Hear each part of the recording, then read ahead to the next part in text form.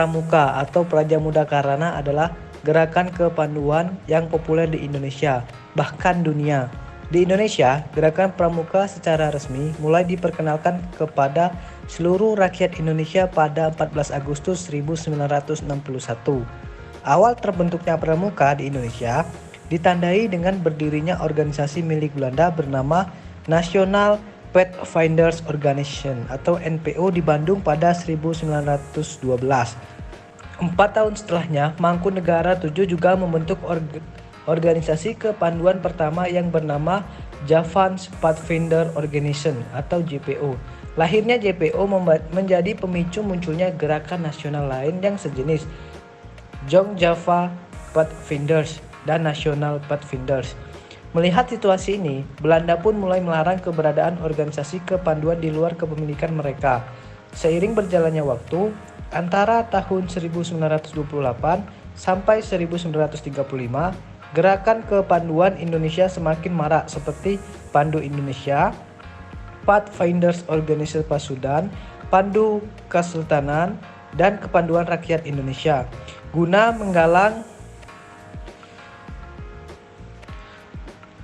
menggalang kesatuan dan persatuan Badan Pusat Persaudaraan Kepanduan Indonesia atau BPPKI menyelenggarakan acara perkemahan Kepanduan Indonesia di Yogyakarta pada 19 sampai 23 Juli 1941. Setelah Indonesia merdeka, beberapa tokoh kepanduan berkumpul di Yogyakarta dan mengadakan kongres pada 27 sampai 29 Desember 1945 di Surakarta. Kongres ini melahirkan Pandu Rakyat Indonesia atau PRI pada 28 Desember 1945 sebagai satu-satunya organisasi kepanduan yang diakui pemerintah. Pada tanggal 9 Maret 1961, nama Pramuka diresmikan dan momen tersebut menjadi Hari Tunas Gerakan Pramuka. Pada tanggal 20 Mei 1961, Keputusan Presiden nomor 238 tahun 1961 tentang Gerakan Pramuka diterbitkan dan momen itu diperingati sebagai Hari Permulaan Tahun Kerja. Pada tanggal 20 Juli 1961, wakil-wakil dari Organisasi Kepanduan Indonesia mengeluarkan pernyataan di Istana Olahraga Senayan untuk bergabung ke Gerakan Pramuka. Oleh karena itu, hal tersebut dikenal sebagai Hari Ikrar Gerakan Pramuka. Setelah itu, pada 14 Agustus 1961, Gerakan Pramuka diperkenalkan kepada masyarakat umum melalui sebuah upacara di halaman Istana Negara. Presiden Soekarno menyerahkan panji Gerakan Pramuka kepada Sri Sultan Hamengkubuwono IX. Saat itu Sri Sultan Hamengkubuwono IX juga menjabat sebagai Ketua Pertama Kuartir Nasional Gerakan Pramuka.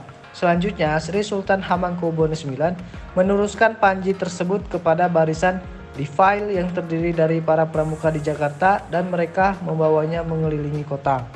Tanggal 14 Agustus kemudian ditetapkan sebagai Hari Pramuka yang dirayakan oleh seluruh anggota pramuka setiap tahunnya. Sebelum masuk ke pembahasan tentang sejarah pramuka dunia, perlu teman-teman ketahui apa itu pengertian pramuka. Pramuka ini merupakan gerakan kepanduan yang sangat populer baik di Indonesia maupun di dunia, yang merupakan hasil peleburan dari berbagai organisasi kepanduan yang ada sebelumnya. Biasanya kawan-kawan yang mengetahui tentang pramuka ini adalah tentang Prajamuda Karana, itu panjangan dari pramuka. Tetapi untuk penjelasannya tentang pramuka ini ada sejarahnya. Gerakan kepanduan atau pramuka itu awal munculnya di Inggris yang diprakarsai oleh Robert Stephenson Smith Baden-Powell atau yang biasa kita kenal dengan Sir Robert Baden-Powell yang merupakan bapak pandu sedunia. Jadi yang mencetuskan pramuka dunia ini adalah Robert Baden-Powell yang sering teman-teman dengar. Nah, pramuka di dunia ini didirikan pada tanggal 25 Juli 1907 yang saat itu Robert Baden-Powell ini menjabat sebagai Letnan Jenderal Militer Inggris. Dia mengadakan perkemahan. Nah, Robert Baden-Powell ini dia sejak kecil menaruh perhatian pada alam yang sangat suka menjelajahi hutan yang ada di sekitar sekolahannya. ketika dia bekerja sebagai seorang perwira militer dan ditugaskan ke berbagai peperangan, ia ditugaskan untuk memimpin kepanduan. Nah, setelah berperang, Robert Baden-Powell ini mengelola Ice to Scouting bagi anggota muda yang mengadakan kegiatan perkemahan selama 8 hari di Pulau Brownsea. Pulau Brownsea ini merupakan pulau terbesar di Pelabuhan Poole, Dorset, Inggris. Nah, biasanya pramuka ini ada tingkatannya untuk masalah perkemahannya, mulai dari jambore cabang, jambore daerah, jambore nasional. Itu tingkatan bagi penggalang. Ada yang dari siaga, itu biasanya persami. Dan untuk yang penegak itu biasanya dia raih muda daerah, raih muda nasional. Nah, pramuka ini tidak lama setelah dilaksanakan jambore dibentuklah sebuah WOSM atau World Organization of the Scout Movement, organisasi gerakan pramuka sedunia. Pada tahun 1968, kantor sekretarisnya pindah ke Geneva, Swiss, atau sebelumnya kantornya berada di kota London. Biro Pramuka Sedunia mempunyai 6 kantor kawasan, yang diantaranya ada di Afrika, Nairobi, Kenya, dan kawasan Arab, Kairo, dan Mesir. Nah, dengan lahirnya ini, pramuka sangat banyak diminati oleh kawasan siswa-siswi. Nah, kemudian pada tanggal 14 Agustus 1991, melalui keputusan Presiden Republik Indonesia nomor 448 tahun 1991, Panji Gerakan Pramuka ditetapkan oleh Presiden Soekarno. Sejak saat itulah tanggal 14 Agustus 1991 ditetapkan sebagai hari lahir Gerakan Pramuka yang merupakan simbol persatuan kepanduan Indonesia, yang sering teman-teman lakukan upacara memperingati Hari Pramuka ketika pada tanggal 14 Agustus 1961. Nah, itulah sekilas tentang sejarah Gerakan Pramuka Sedunia. Tingkatan dan golongan dalam pramuka. Tahukah kalian? Dalam pramuka ada beberapa golongan.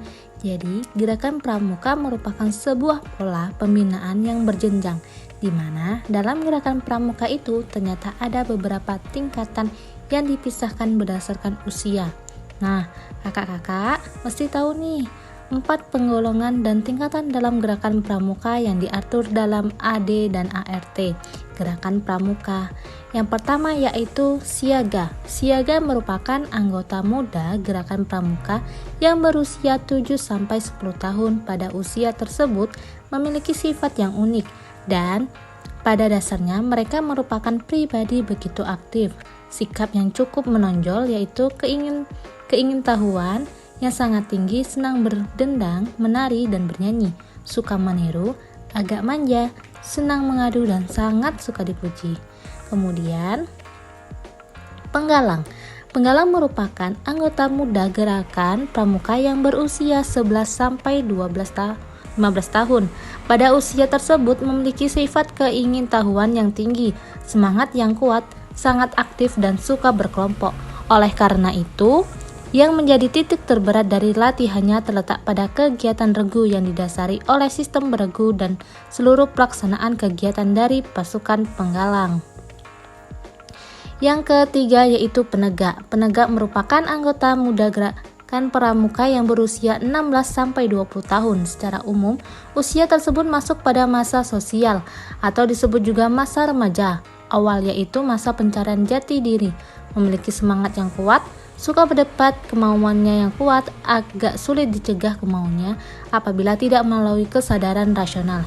Ada kecenderungan agresif dan sudah mengenal cinta. Kemudian yang keempat yaitu pandega. Pandega merupakan anggota muda yang berusia 21-25 tahun yang disebut senior over. Seorang pramuka pandega disebut sebagai remaja madya yang berproses ke arah kematangan jiwa dan kesadaran diri untuk memperjuangkan dan meraih cita-cita. Sifatnya yang agresif sudah mulai mengadap. Sosialitasnya semakin tinggi dan pertimbangan rasionalnya semakin tajam. Sikap mandiri, tegas, idealis, dan santun tercitra dalam kesehariannya. Kreatif dan suka berkarya, kepatuhan yang tinggi terhadap aturan merupakan ciri seorang pandega. Baiklah, selanjutnya saya akan menjelaskan tentang kode kehormatan pramuka. Kode kehormatan pramuka atau kode etik anggota pramuka yaitu janji dan komitmen diri serta ketentuan moral pramuka dalam pendidikan kepramukaan. Di mana ada 2 kode kehormatan pramuka. Yang pertama itu Tri Satya dan yang kedua Dasa Dharma.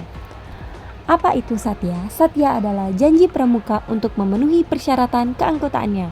Sedangkan Dharma, ketentuan moral pramuka atau landasan gerakan pramuka untuk mencapai tujuan pendidikan melalui kepramuka. Bunyi dari Satya Pramuka. Demi kehormatanku, aku berjanji akan bersungguh-sungguh menjalankan kewajiban terhadap Tuhan Yang Maha Esa dan Negara Kesatuan Republik Indonesia, mengamalkan Pancasila, menolong sesama hidup, dan ikut serta membangun masyarakat serta mengerti Dasa Dharma. Dan Dasa Dharma itu tersendiri bunyinya yaitu yang pertama, takwa pada Tuhan Yang Maha Esa, 2, cinta alam dan kasih sayang sesama manusia, yang ketiga, patriot yang sopan dan kesatria, yang keempat, patuh dan suka bermusyawarah, dan yang kelima, rela menolong dan tabah, yang keenam, rajin terampil dan gembira, yang ketujuh, hemat cermat dan bersatya, yang kedelapan, disiplin, berani, dan setia. Yang kesembilan, bertanggung jawab dan dapat dipercaya. Yang ke-10, suci dalam pikiran, perkataan, dan perbuatan. Selanjutnya tentang kode kehormatan pramuka. Kode kehormatan pramuka itu dibagi menjadi 3, disesuaikan dengan golongan usia dan perkembangan jiwa dan jasmaninya. Yang pertama, kode kehormatan pramuka terdiri dari Dwi Satya dan Dwi Dharma, yaitu kode kehormatan untuk siaga. Yang kedua, kode kehormatan yang terdiri dari Tri Satya Pramuka Penggalang dan Dasa Dharma, yaitu kode kehormatan pramuka penggalang. Dan yang ketiga yaitu kode kehormatan pramuka yang terdiri dari Tri Satya Pramuka, penegak, pandega, dan anggota dewasa serta Dasa Dharma.